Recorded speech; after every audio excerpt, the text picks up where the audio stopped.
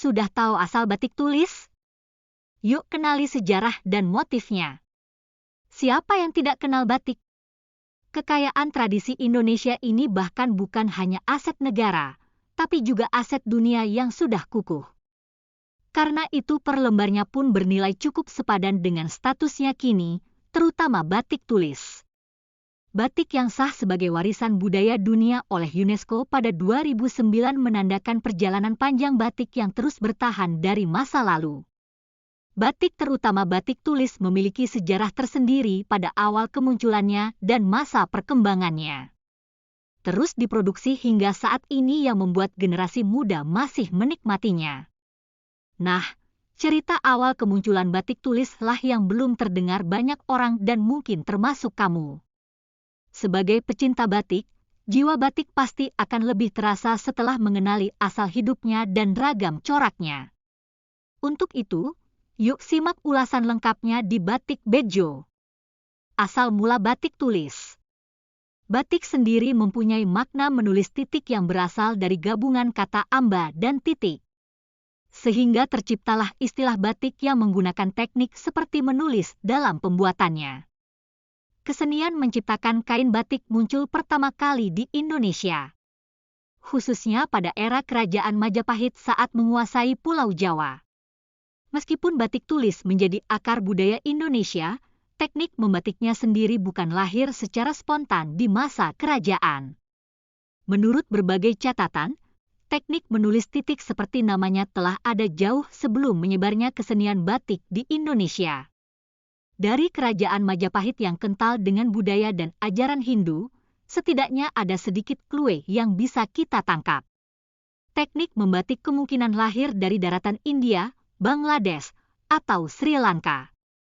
Dan bahkan tidak menutup kemungkinan terpengaruh teknik menulis kuno dari bangsa Sumeria atau Mesir kuno. Bagaimana batik tulis bisa meluas?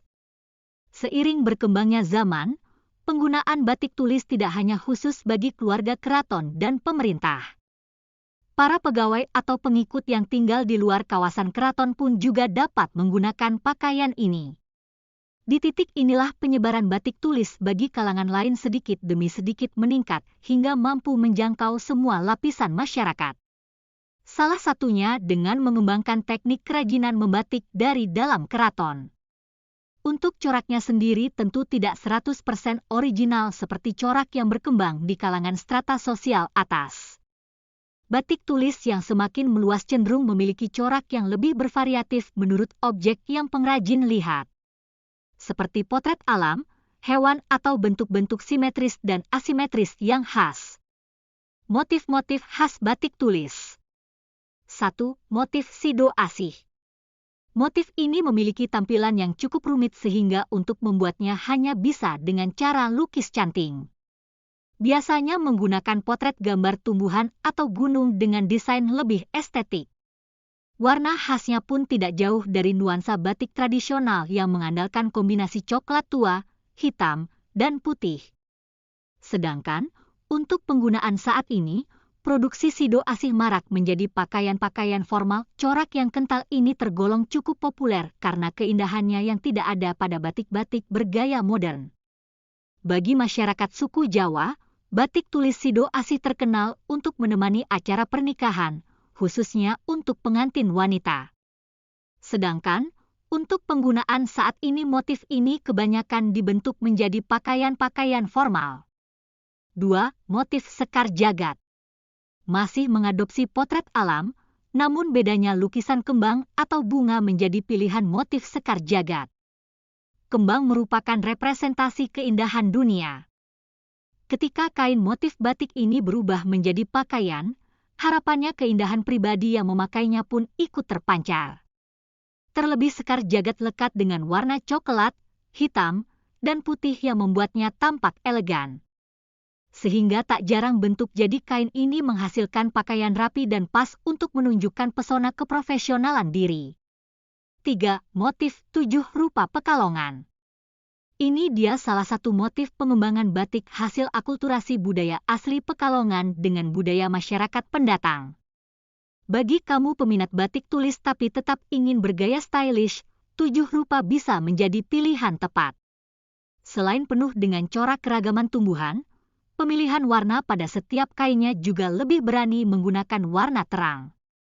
Contohnya seperti gabungan antara biru segar, merah muda, hitam, ungu, dengan putih. Atau beberapa kombinasi lainnya yang sesuai untuk jiwa muda. Dengan desain yang sesuai dengan style generasi masa kini, batik 7 rupa semakin berkembang dalam bentuk pakaian-pakaian kasual. Entah itu atasan blus, blazer atau bawahan seperti rok simple yang cocok untuk aktivitas sehari-hari. 4. Motif 3 negeri. Batik tulis lainnya yang tampil berani dengan warna yang khas adalah batik motif 3 negeri. Tapi, mengapa sebutannya 3 negeri?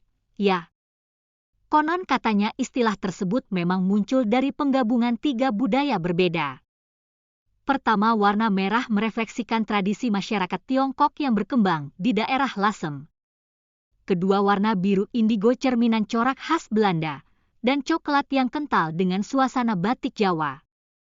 Ketiga, campuran ini berhasil menciptakan sebuah kain bercorak rumit yang sulit ditemukan pada wilayah lainnya. Warna yang hidup juga saling melengkapi sehingga terlihat damai menyatu dalam satu paket kain. Sayangnya, jumlah motif ini sudah sangat sedikit beredar di pasaran.